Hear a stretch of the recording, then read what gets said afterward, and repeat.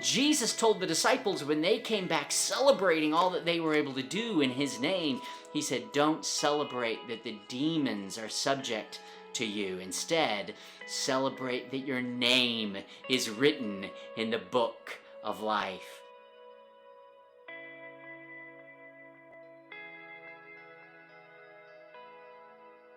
This last weekend, I had a chance to run in a little 5-mile race for the holiday weekend, and you can hear Louis wandering around a little bit in here. We were throwing the ball out back, and he's exhausted, so he'll be heavy breathing in the background. Sorry, you can hear him. But anyway, so I went to this race, and what struck me at this race while we were checking in and getting our stuff and getting lined up and crossing the starting line and then crossing the finish line, and then afterwards they were going, we're going to have all of the results coming soon, and all of it was according to our bib number. So I was bib number 889, and it was interesting to me because you checked in and you had to know your bib number for them to give you your sort of packet of stuff. You actually had to know your bib number just to get your bib. When you wear the bib has a chip in it and all of your information, and so you put the bib on and they see that you have the bib to let you at the starting line. When you cross the starting line, the bib is what gives their computer system the starting time. As you're running, you pass certain markers and it tracks where you are, not by anything that you're doing. You don't have to hit a button or check in. The bib does all the work for you. So when you cross the 2.5 mile mark, it gets a split rating.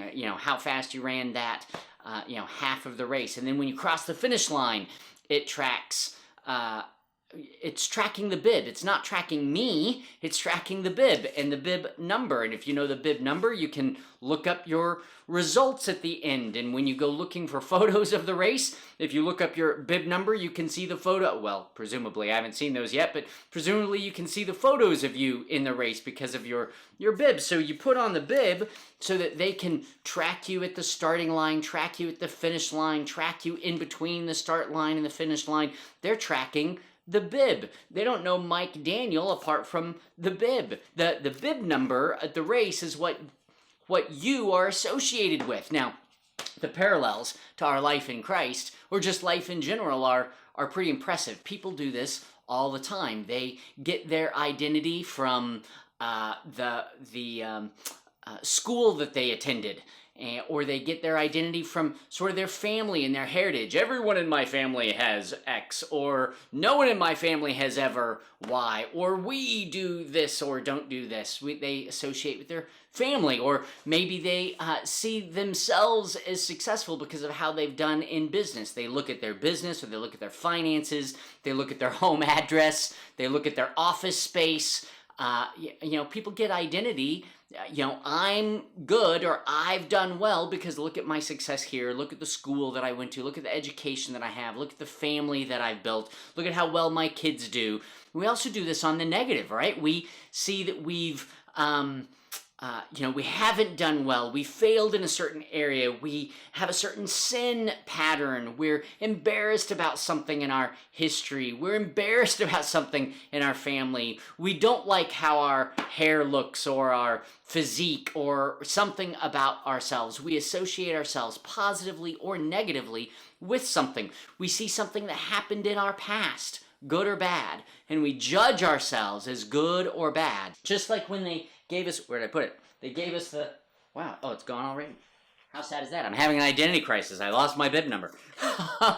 Just like I can see how well I performed at the race, not by looking up Mike Daniel or watching me run. Instead, I have to look up the bib number. And if I look up the bib number, I judge how I've done based on when that bib crossed the starting line and when that number crossed the finish line. You look at how you did based not on anything, not on looking at yourself, but looking at your number. That is what identifies you. So if I do great, it's because, or if I think I did great, it's because the number assigned to me did great, right? My bib number did great. That's my association. Well, we can do this good or bad.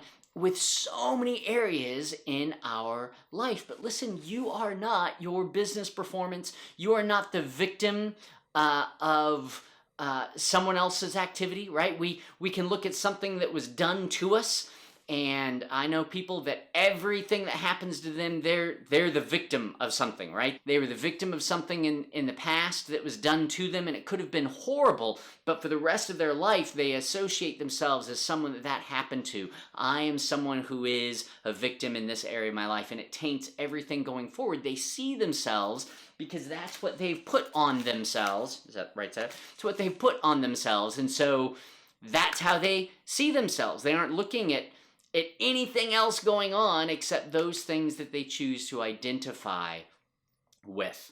Of course, this happens in the Christian life. The disciples with Jesus were sent off to go and share what they had seen, share what they had seen done, to go and do themselves. And so they came back and reported to Jesus and said, we were able to cure illnesses and cure leprosy and cast out demons, and this is awesome when we've been able to exercise such power in the authority of Jesus. We've done all of this in your name.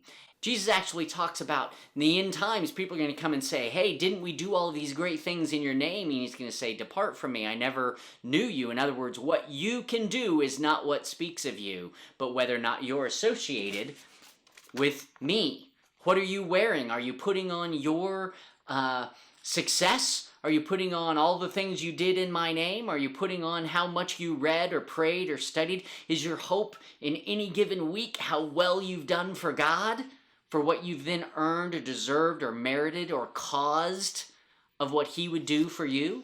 Or that's a religious process. Or do you see yourself according to your sin? You put on your sin like it's your identity, and God can't bless me, or God isn't close to me, or I can't walk with him, or I don't deserve that because of this sin struggle that I've had in my life, or this mistake that I made. Or do you see your success, your self-righteousness as your identity? I've never done that. Or you can always tell how someone identifies themselves positively by how they judge other people, right? I would never do what they did, or that's wrong what they're doing. Well, that gives them a leg up then in the self-righteousness department, doesn't it? Because they do it and I don't, I feel better about myself and can judge you. If I can condemn you about something I don't do, then I can feel better about myself. That's the Pharisaical mindset. So we put these things on, our self-righteousness, our history, our sin patterns, our struggles, our coping mechanisms, the things that make us feel better because other things are successful. We can identify with a school, a sports team, a business. We associate with those things that will make us feel better. Or if I have more of a negative flesh pattern, I associate with those things that make me feel worse. I can't, I didn't, I failed, this happened to me, so that's my excuse for not being able to have the life that I would otherwise deserve or merit or cause. I can't do that. I'm not as good. All of these things are what we're putting on. We're labeling ourselves according to these things. Look at my sin, or look at my success, or look at my self-righteousness, or look at my history, or look at my, the San Antonio Spurs, or winning or losing, or whatever. I associate with that and see myself according to that which I associate with.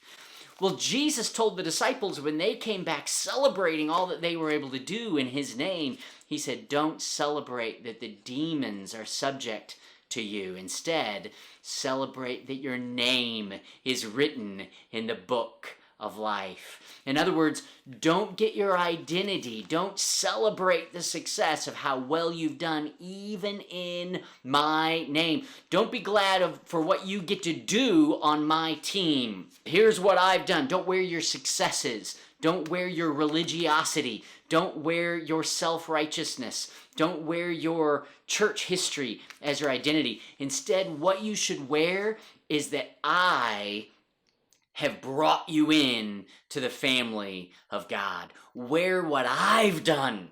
I've written your name in the book of life. Celebrate that I've done that for you, not what you've done for me. Listen, you and I get to wear Jesus as our bib number. He started well. He ran well. He finished well. He's the one that's finished the work that we identify with. He's the one that accomplished the righteousness that we call our own. He's the one that endured the cross, scorning its shame, and sat down finished at the right hand of God with us. So his crucifixion is ours. His death to self. His resurrection is ours.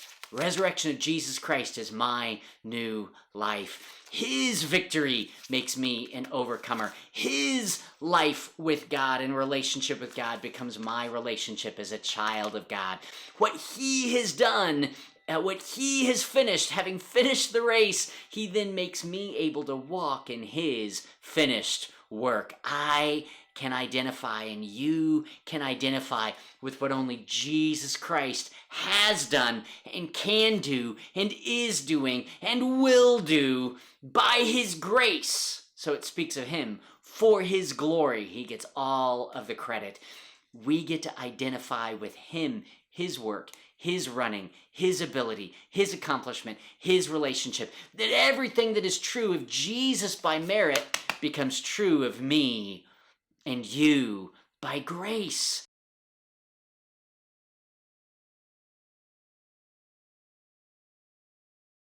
I get to point to him and celebrate not how great I do for him, but how incredibly well he has done by his finished work, how well he's run, and that the success of his performance becomes my success, not by my merit, not by some selfish pride, but rather I get to associate with how well he has done. His relationship with the Father makes him my Father too. His pleasure earned from God, I get to enjoy the same pleasure of God because of Jesus. Only by grace can we enjoy such pleasure with Abba God that only Christ himself could ever merit. I don't have to try to be good enough. Instead, I wear the life of Christ.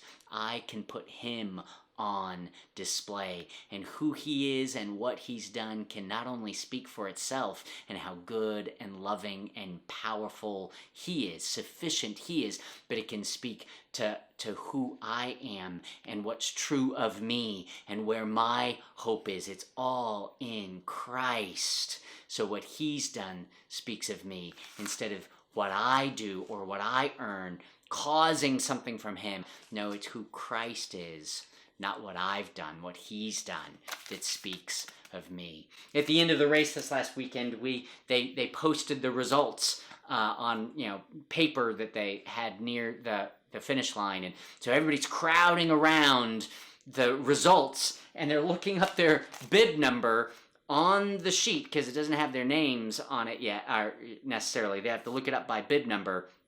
And they can see how they did according to their bib number. Listen, you want to see how you've done in life? Look at Jesus Christ. Open his word. Read who he is, because his love is your love, and his security is your security, and his relationship with the Father is your relationship with the Father. You want to know your status? You want to know how well off you are? You want to know how you're walking with the Father? You want to know how close you are with God? Look to Jesus, because where he has started and where he has finished and where he is seated, that's where you are too. And we get to enjoy that his finished work is our work finished. That he has crossed the finish line and sat down at rest with the Father. So we're not striving to do what needs to be done in order to earn or cause something from God. Instead, in this temporal life, we're walking in the race wearing the very person of Jesus Christ and associating with who he is and what he's done.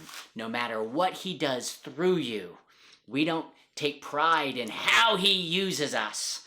Instead, or feel bad that he doesn't use us the way that he uses someone else. Instead, we get to have our identity based on what he's done on our behalf, so that we can afford to be available for whatever he wants to do to put his life on display in and through you in your circumstance. You and I get to live in what Christ himself has completed. We look to him and see how well off we are, how well we've done, how victorious is our race. I hope that encourages you this week, and I pray that you will walk in the ridiculous grace of the race that he himself has finished, so that as you run the race of your day, you get to do it, run that race in his rest by grace this week. Have an awesome day, and I'll talk to you again very soon.